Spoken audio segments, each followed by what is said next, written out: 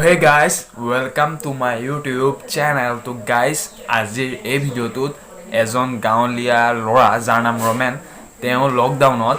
side effect হৈ বা পাগলামি কৰি নিজৰ মাথাৰে খুন্দিয়াই এজোপা ডাঙৰ কলগছ ভাঙি হেক কৰি দিলে আৰু সেই ভিডিঅ'টো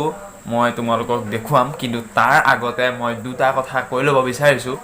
ৰমেনৰ ভিডিঅ'টো চাবলৈ হ'লে আপোনালোকে অকমান দেৰিৰো অপেক্ষা কৰিবই লাগিব কিন্তু তাৰ আগতে মই এটা কথা জনাব বিচাৰিছো যে এই লকডাউনৰ সময়ত আপোনালোকে বাহিৰলৈতো নিশ্চয় যাবই লাগিব আৰু বাহিৰৰ পৰা আহি হাতখনটো ধুবই লাগিব আৰু সেই হাতখন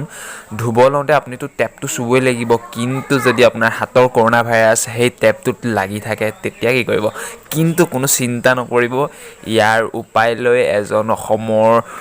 বা বাহিৰৰ হ'ব পাৰে কোনো কথা নাই এজন বৈজ্ঞানিকে এটা আৱিষ্কাৰ কৰি উলিয়ালে এটা যন্ত্ৰ যিটো যন্ত্ৰ মই আপোনালোকক এতিয়া দেখুৱাবলৈ গৈছোঁ এইটো চাওক সেইটো যন্ত্ৰ এইটোৱে সেইটো যন্ত্ৰ চাওকচোন কেনেদৰে চেনিটাইজাৰটো কেনেদৰে হাতত পৰি গৈছে কোনো হাতেৰে চুব দৰকাৰ নাই হাতেৰে ধৰিব দৰকাৰ নাই মাত্ৰ ভৰিয়ে গছকি দিয়া ধুনীয়াকৈ আৰু ওপৰৰ পৰা বাগৰি পৰিব চেনিটাইজাৰ হাতখন ঘঁহি দিয়া তাৰপিছত আকৌ বাগৰি পৰিব পানীখিনি ৰাম এইটো যন্ত্ৰ কিন্তু গাঁৱে ভূঞে প্ৰতি ঘৰ মানুহৰ ঘৰতে থকাটো উচিত বুলি মই ভাবোঁ গতিকে আপোনালোকে এইটো চাই লওক টেকনিকটো কেনেকুৱা ধৰণে চালেই বুজিব বনাই লওক এটা মজাকৈ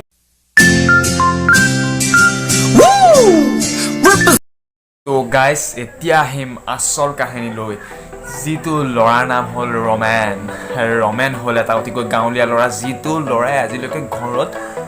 সোমাই থকাই নাছিল যিটো ল'ৰা অকল বাহিৰে ভিতৰে অকল পিটে ফুৰিছিল কিন্তু লকডাউনৰ ফলত সেইটো ল'ৰাই ঘৰত সোমাই থাকিবলৈ লগা তাৰ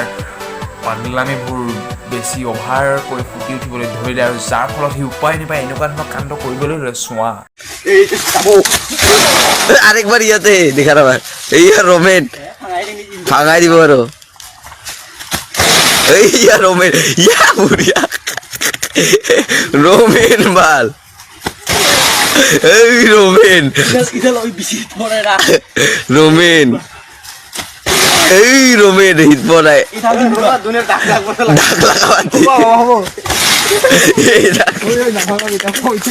রোমেন আর ও ৰমেন নেপায়